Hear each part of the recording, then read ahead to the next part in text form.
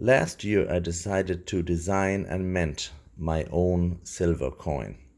It was to be based on the old Irish shilling, which is pronounced skilling, and it was to be known as a Tír na nÓg coin because it was also based on the old legend of Tír na nÓg. And this is the coin in its little case here. I have two others here. I have some, and I will describe one side of this coin.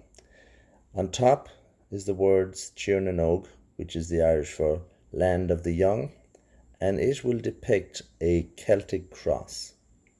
And on that Celtic cross there is two trinities.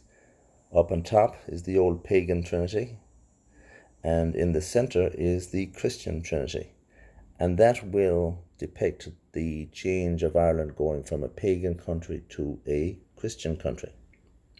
Down the stem of the cross then is the old Irish script known as Ogham, Ogham. And those markings there spell the letters EIRE, which is the Irish word for Ireland. It is Éire. On the other side of the coin then we have the 1S, which means one skilling under it, and it's modelled loosely on the old Irish shilling. Instead of a bull, though, you'll have a horse with Oisin and Niamh going across the ocean to this mythical land called Tír na nÓg, where he was to stay for 300 years before he returned, and unfortunately set foot on the land and turned into a very old man and passed away immediately thereafter. Now, the cost of these today would be about $40 each. I had intended to produce maybe 1,000 of them last year, but with the COVID, it was interrupted, the supply chain. Now, I could actually value these coins at any value I desired by putting US currency aside to back each and every one of these coins.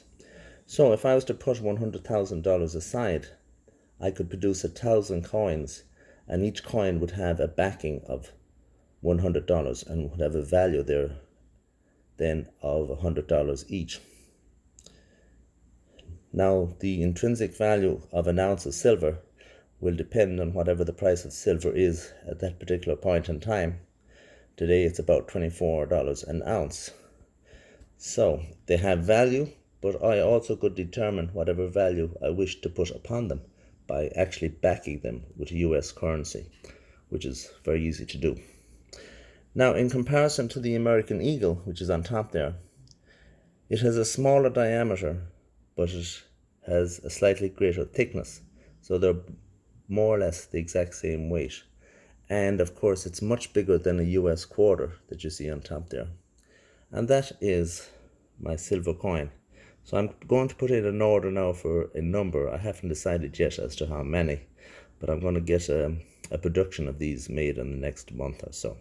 Thank you very much for watching.